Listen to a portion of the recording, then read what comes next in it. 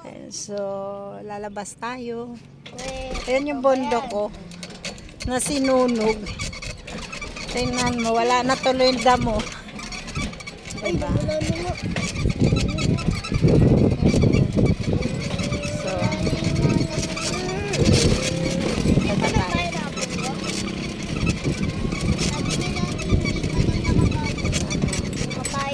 Papasok tayo sa isa pang kabilang subdivision. Pwede pumunta dyan? Ayan. Pwede pumasok? Oh, pwede. Ayan, ito binibenta to ano. Is 150 square meters. Nandito kung gusto niyo kumuha ng bahay, dito available po to. Lupa mo na. Siguro pag pag maano na niyo, pwede din to mga kalabs na huhulugan ninyo.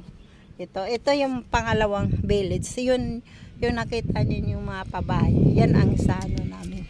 Yan ang malawak sa Vera Mabalacat City. Kung gusto niyo yung ano ng bahay, ganyan yung kalaki mga kalabs. Yung ano, bali mapapatayuan mo. Depende kung may pera ka. Ganun. Ayan. Depende kung may pera ka, dalawahin mo siya, bili ng lote, tapos patayuan mo. Oh, sold out na yun dito. Oh. May naka-block naman din. Diba mga kalabs? Una yung number 1 yung subdivision tinirahan namin. Tapos ito, pag matapos subdivision to, tapos yung pinuntahan natin na Tiniso na mga maliliit. Yun ang pangatlo. Pero mas okay ko sa akin yung doon tinira namin yun ang mga pabahay na yun. Kasi sobrang lawak talaga yung Severa. Diba mga kalabs? 26 na naman. Tingnan mo ang ginagawa namin. Diba?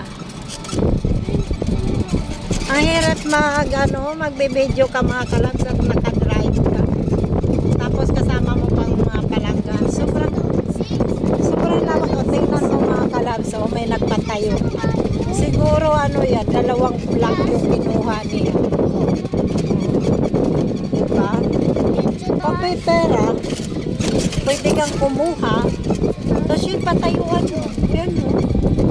So, kita ninyo yan. Malaking bahay yan, parang 2 block. Kinuha nila. Nandito na kasi lahat. May simbahan kami, may Robinson, may Star Mall, may ano ba yung isang grocery pa? Tapos nandyan ang mga palengke. Diba? Ang ganda. Ang lawak. Ulit-ulit yung Ang lawak. Diba pa ulit-ulit? Bahay. Palabas na kami. Bye-bye. Nauntag yung yan. Doon kami galing ang lawak. Tapos may guard kami dumadaanan. O, diba? Thank you very much.